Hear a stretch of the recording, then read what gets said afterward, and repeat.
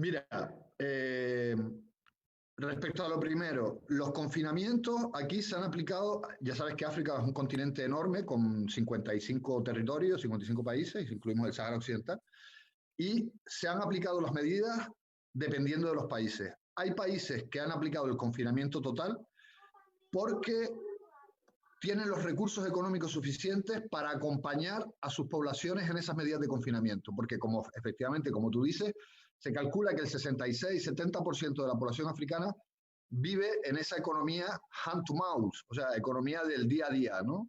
De que salen a la calle son para la supervivencia diaria y que no tienen la resiliencia, la capacidad de ahorro o de almacenamiento de alimentos, ¿no? Entonces, es muy complicado el confinamiento en esas condiciones. Entonces, la mayoría de los países se resisten a aplicar medidas de confinamiento total, han sido confinamientos parciales, por ejemplo en Senegal ha sido toque de queda nocturno, y en la mayoría de los países ha sido así, y en otros que sí se lo pueden permitir porque consideran que tienen los recursos, el riñón, digamos, la capacidad de acompañar a su población mediante distribución de alimentos, distribución de agua, bolsas financieras de apoyo, etcétera, sí han ido a los confinamientos totales. Por ejemplo, Sudáfrica, Marruecos, Argelia, etcétera.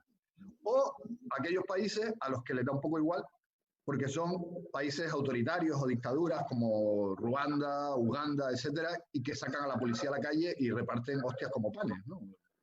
Entonces, sí. Que eso también da miedo, o sea, no te digo también, yo que no. También. Entonces, digamos que esos son los que han ido al confinamiento total. Pero lo que dices tú es muy interesante. Hablas de la experiencia de África, y ese es otro elemento que yo iba a comentar. África tiene una gran experiencia en gestión de emergencias públicas de salud.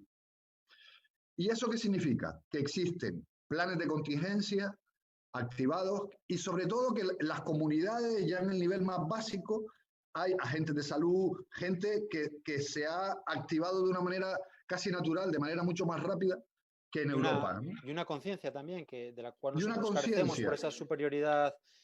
Claro, es que a eso voy, a eso voy. Yo creo que ese tipo de previsiones parten de una aproximación numérica sobre modelos en el primer mundo de contagio. Perfecto, ningún problema. Pero a mí lo que me preocupa, o sea, me parece bien que los científicos y los estadísticos y los técnicos hagan sus previsiones, pero a mí me parece que se está trasladando un mensaje muy negativo con respecto a la capacidad del continente africano, a sus propias fortalezas para hacer frente a la epidemia. Ojalá que esas previsiones no sean verdad. O sea, ojalá tengan la razón. Eso lo deseamos todos, joder. Puede ser que no. Oye, yo no descarto que se produzca de aquí a 2 semanas, que es lo que se está hablando, una explosión. Ahora, grandes organismos internacionales, no vale la pena citarlos, pero grandes organismos internacionales hicieron una previsión hace 2-3 semanas y dijeron que a día de hoy la cosa iba a estar muchísimo peor de lo que está. Entonces, yo pediría, primero, prudencia, segundo, comprensión y también entender que a veces la medicina no es solo tener respiradores o no es solo tener aparatitos, también es implicación comunitaria, medidas de prevención, y aquí se están haciendo esfuerzos enormes en prevención. Es verdad que el contexto africano es complicado, lo sabemos, es difícil los confinamientos, la población vive al día, la pobreza, la falta de higiene. Yo pienso sobre todo en los refugiados y desplazados, ¿no? Que son millones en África. Y a mí eso me preocupa mucho, ¿no? Pero también quiero dar un voto de confianza, ¿no? Sí, pero que a lo mejor hay una tendencia desde Occidente a ser un poco paternalistas de, bueno, si nosotros estamos mal, imagínate África, y a lo mejor hay cosas que podíamos aprender, ¿no? De cómo actuar en el día a día.